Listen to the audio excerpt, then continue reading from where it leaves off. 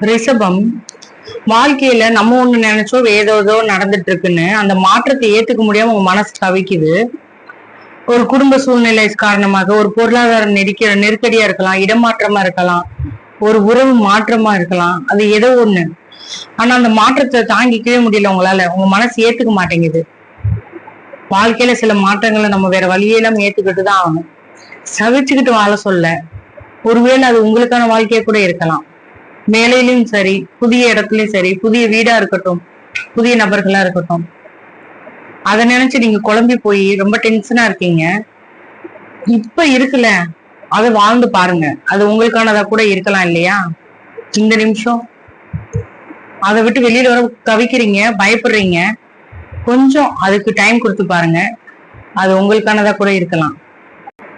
அது உங்களை அடுத்த ஸ்டெப்புக்கும் அடுத்த லெவலுக்கும் கொண்டு போறதா காரணமா கூட இருக்கலாம்.